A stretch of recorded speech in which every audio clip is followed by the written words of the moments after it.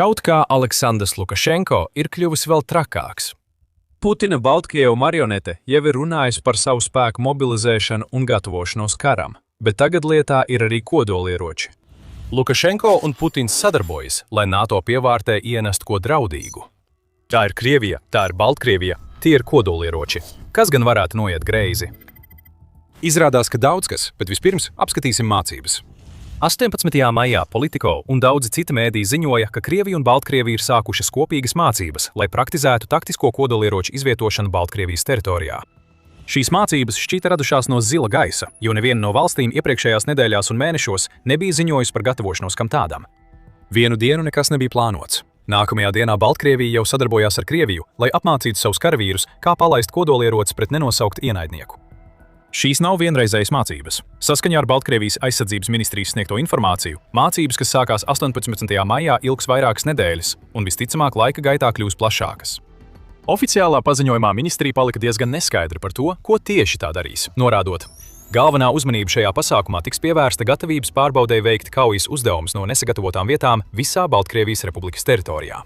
Galvenā uzmanība tiks pievērsta slepenības ievērošanas, pārvietošanās lielos attālumos un aprēķinu veikšanas prasmju apgūšanai, spēku un līdzekļu izmantošanai. Taču Baltkrievija ar šāda veida vispārīgiem paziņojumiem nevienu neapmāna. Tā trenējas taktisko kodolieroču palaišanai.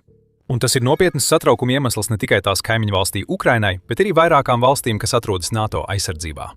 Sky News ziņo par detaļām, norādot, ka tuvāko nedēļu laikā Baltkrievija uzsāks līdzīgas manevrus, kas aptvers vairākus valsts reģionus, un tiem ir 3 galvenie mērķi. Pārbaudīt militāro gatavību kodolieroču pārvietošanai, pārbaudīt to sagatavotību izmantošanai un, iespējams pats satraucošākais, pārbaudīt metodes, kā nodrošināt kodolieroču izvietošanas slepenību, ja Baltkrievija no mācībām izlemt pāriet uz pilnamēroga uzbrukumu.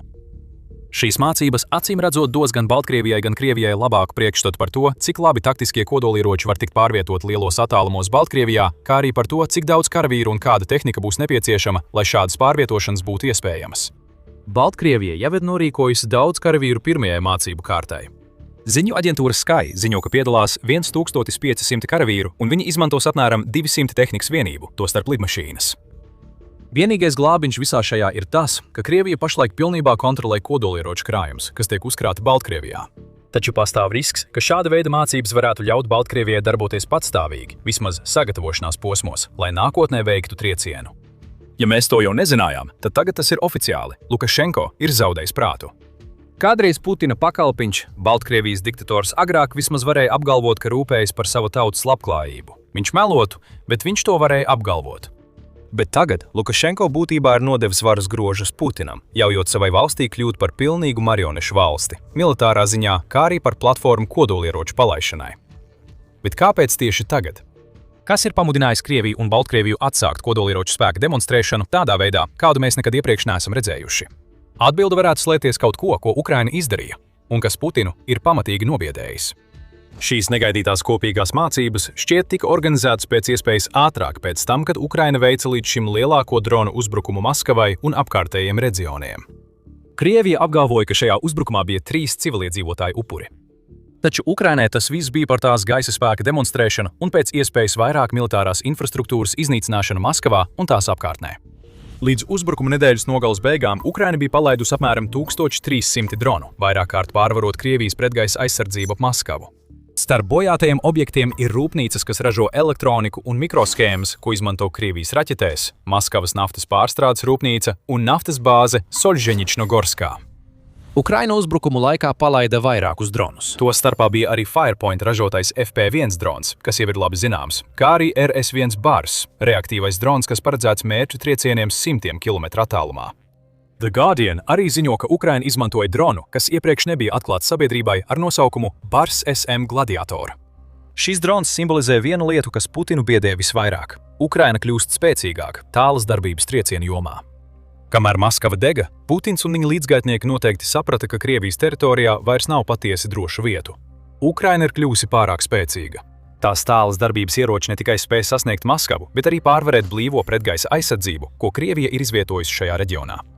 Putinam tas nozīmē, ka Ukraina vairs nav valsts, kur viņš var ierobežot. Kopīgās mācības Baltkrievijā sākās tūlīt pēc šīs triecienu sērijas. Putins, izmantojot Lukašenko, cenšas nosūtīt Ukrainai vēstījumu, ka viņš ir gatavs eskalēt situāciju. Taču tas joprojām varētu būt drauds. Galu galā nav tā, ka Krievija tikai tagad sāktu draudēt ar kodolieročiem. Vai slēpti draudi par kodola iznīcināšanu ir bijusi Krievijas iebrukuma Ukrainā iezīme, lai gan šie draudi vienmēr ir tikuši uztverti kā iebiedēšanas taktika, nevis patiesi nodomi. Šo skatījumu apstiprina vairāk nekā 40 gadu ilga karošana un neviena taktiskā kodolieroča izmantošana. Tomēr mēs arī nevaram ignorēt faktu, ka Krievija šķiet gatavojas iespējai nākotnē palaist kodolieročus. Jau 2024. gada novembrī Kremlis paziņoja, ka Putins ir parakstījis jaunu dekrētu, kas mainīja Krievijas oficiālo politiku attiecībā uz kodolieroču izmantošanu. Ar šo dekrētu tika veiktas vairākas izmaiņas, no kurām svarīgākā bija tā, ka Krievija varētu pieņemt pirmās izmantošanas politiku, ja tā uzskatītu, ka parasto ieroču izmantošana apdraud Krievijas suverenitāti vai teritoriālo integritāti. Krievija varētu izmantot katru Ukrainas līdz šim veikto uzbrukumu tās teritorijā, lai attaisnotu kodoltriecienu, saskaņā šo pielāgoto kodolpolitiku. Vai uzbrukums Maskavai varēja būt pietiekami liels, lai Krievija apsvērtu pirmās lietošanas īstenošanu? Cerams, ka nē. Ir ļoti iespējams, ka kopīgās mācības Baltkrievijā ir domāts kā vēl viens draudu solis, reaģējot uz Ukrainas uzbrukumiem Maskavai, lai gan šie draudi tiek izteikti tuvāk Ukrainas teritorijai nekā jebkad agrāk. Vai arī tas varētu būt daudz vairāk? Ir daudz lietu, kas padara šīs jaunākās mācības satraucošākas nekā parastie kodoldraudi, ko Putins mēdz izteikt. Tiek radīti bīstami precedenti. Marionešu prezidents nodod vēl lielāku kontroli savam marionešu saimniekam. Un realitāte ir tāda, ka tas viss ir veidojies jau ilgu laiku, un tas varētu nozīmēt katastrofu ne tikai Ukrainai, bet arī NATO. Šie faktori maina visu. Starp citu, šis ir The Military Show. Mēs sniedzam jums pilnu ainu, ne tikai virsrakstus. Spiediet abonēt, lai vienmēr būtu soli priekšā citiem. Apskatīsim tuvāk Baltkrieviju un tās lomu visā šajā. Lai gan šīs kopīgās mācības piesaista uzmanību ne tikai tāpēc, ka tās tika uzsāktas negaidīti, bet arī tāpēc, ka tās būs ievērojami ilgākas nekā parasti. Nevienam nevajadzētu būt pārsteigtam, ka Baltkrievija ļauj šīm mācībām notikt. Putins ir pavēlējis Lukašenko lēkt, un viņa uzticīgais pakalpiņš jautā tikai, cik augstu. Patiesībā Krievija jau kādu laiku gatavojas šādam scenārijam. Mēs to redzējām, kad Putins 2025. gada beigās pārvietoja dažas no Krievijas Oresņik hiperskaņas raķetēm uz Baltkrieviju. Krievija nav kautrējusies no šīs izvietošanas. Krievijas aizsardzības ministrijas 30. decembrī publicētajos kadros bija redzamas Oresņik mobilās raķešu sistēmas, kas tika izvietotas Baltkrievijas mežos, un tas pats par sevi bija draudz gan Ukrainai, gan NATO. Vēstījums bija skaidrs. Krievija pārvieto kodolspējīgas raķetes, kuras pēc Ukrainas teiktā var sasniegt ātrumu līdz pat 11 mahiem. Šī rīcība bija tikai viena no daudzajām, kas parāda, kā Baltkrievija ir ļāvusi Krievijai izmantot savu teritoriju uzbrukumiem pret Ukrainu. Atlantijas padomi norāda, ka Baltkrievija kalpoja kā pulcēšanās vieta desmitiem tūkstošu Krievijas karavīru sākotnējai iebrukšanai Ukrainā. Papildus kodoļu jautājumiem Baltkrievija ir arī apsūdzēta par to, ka tā izvieto aprīkojumu, kas ļauj Krievijas tālās darbības droniem trāpīt savos mērķos. Turklāt tiek uzskatīts, ka Krievija ir izveidojusi munīcijas noliktavas Lukašenko teritorijā, kas ir vēl viena sagatavošanās pazīme, kas liecina, ka Krievija plāno izmantot Baltkrieviju kādam nolūkam. Vai nu vēl vienam sauszemes iebrukumam, vai arī daudz ļaunākam uzbrukumam nākotnē. Jau vairāk nekā 4 gadus Baltkrievija ir viens no svarīgākajiem Putina iebrukuma Ukrainā atbalstītājiem. Kodolieroči, kas atrodas tās teritorijā, vēl vairāk pastiprina šo atbalstu, un tos var uzskatīt tikai par sava veida atlīdzību, ko Lukašenko saņēmis par to, ka ir tik labs pakalpiņš. Krievijas kodoldraudi, kas tiek izvirzīti caur Baltkrieviju, tika gatavoti daudz ilgāk nekā to liecina šie nesenie mācību manevri. Jau 2023. gada maijā Krievija parakstīja vienošanos ar Baltkrieviju, kas oficiāli nostiprināja taktisko kodolieroču izvietošanu Baltkrievijas teritorijā. Krievija apgalvoja, ka šis solis tika spērts pieaugošās spriedzes ar rietumiem dēļ, un tas sekoja paziņojumam par to, ka vienošanās tiks oficiāli nostiprināta, ko Putins izteica iepriekšējā gada martā. Nebija ilgi jāgaida, līdz kodolieroči sāk ierasties Baltkrievijā. Pirmā piegāde notika 2023. gada jūnijā, kā to apstiprināja Lukašenko. Aiz sajūsmas par iespēju izvietot kodolieročus, Lukašenko, kā ziņots, lielījās, ka Baltkrievijā saņemtās kaujas galviņas ir 3 reizes jaudīgākas nekā tās, kuras ASV nomet uz Nagasaki un Hirosimas 1945. gadā. Salīdzinoši nelielas, 21 gadsimta kodolspēka mērogā, taču vairāk nekā pietiekams, lai izraisītu postījumus Ukrainā vai NATO teritorijā. Tā bija visa jēga. Vismaz 2023. gadā Krievija caur Baltkrieviju sūtīja vēstījumu. Lukašenko ļāva savu valsti izmantot kā placdarmu.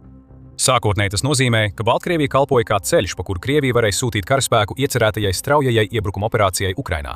Taču, kad Ukraina nesabruka, kā Putins bija gaidījis, Baltkrievija atkāpās no tiešas Krievijas karavīru ceļa nodrošināšanas uz Ukrainu, visticamāk, baidoties no Ukrainas atbildes triecieniem.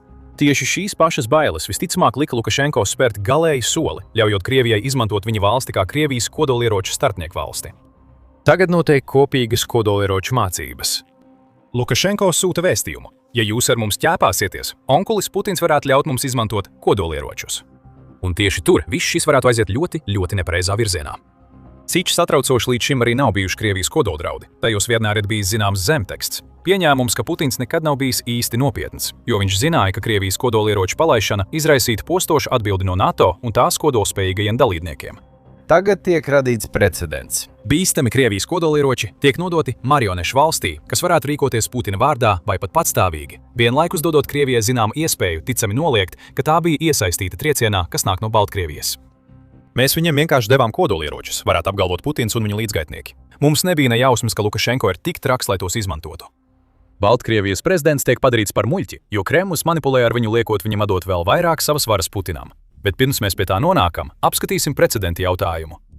Tā nav unikāla situācija, ka kodolieroči tiek izvietoti citā valstī. Tas neatiecas tikai uz Krieviju un Baltkrieviju. ASV dara to pašu, tikai ar valstīm, kurām ir daudz stabilākas vadības struktūras nekā Baltkrievijai.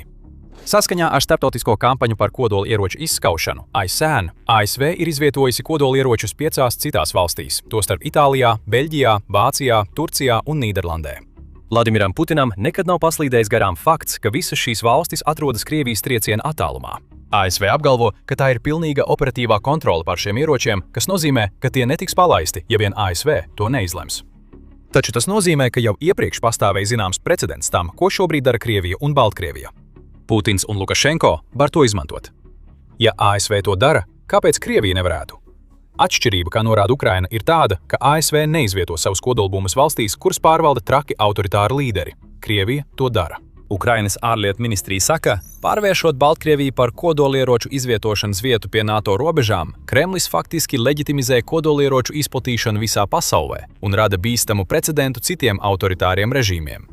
Šādām darbībām ir jāsaņem nepārprotama un stingra nosodījuma reakcija no visām valstīm, kas ievēro kodolieroču neizplatīšanas režīmu. Ministrija ir aicinājusi noteikt papildus sankcijas gan pret Krieviju, gan Baltkrieviju, kā arī būtiski palielināt atbalstu Ukrainai pēc kopīgo kodolieroču mācību paziņojuma.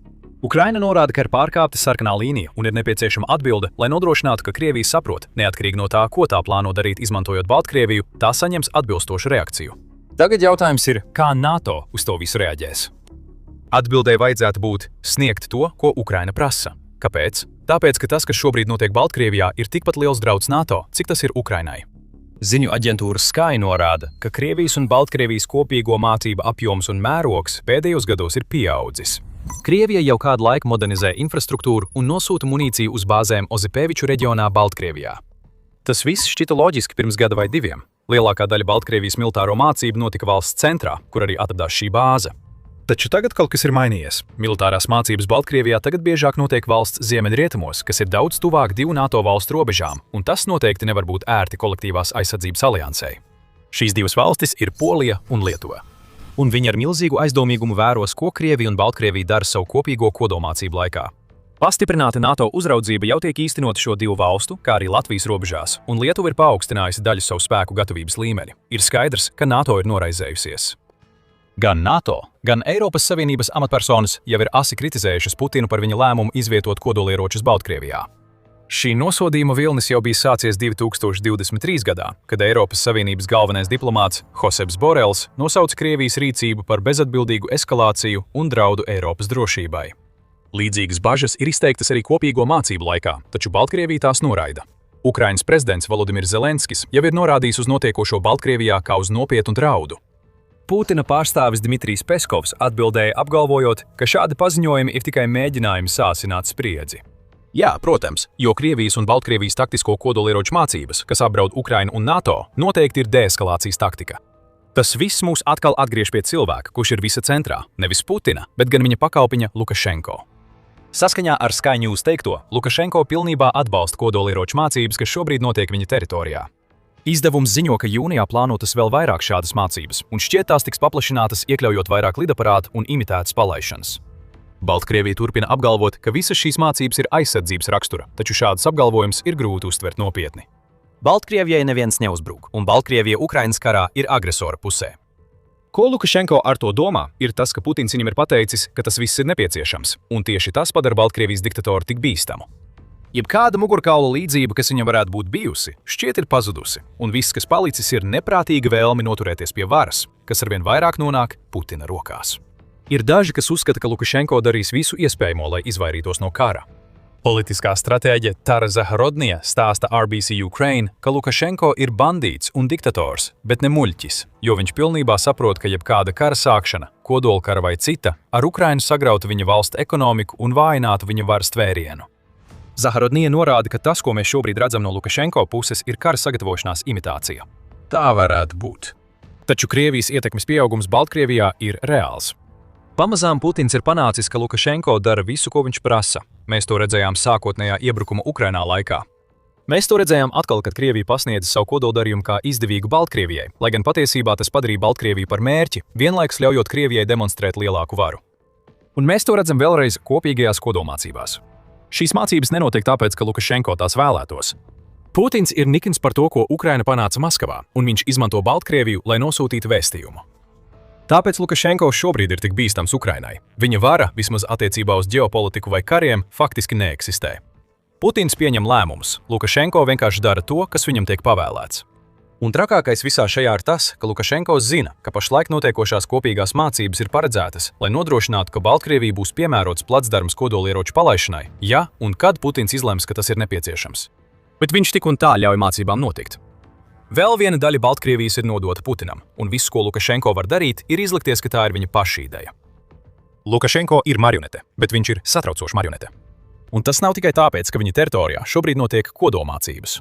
No Baltkrievijas nāk satraucoša retorika, kas liecina, ka valsts gatavojas karam. No Kīvas līdz Suvalku koridoram briesmas strauji pieauga.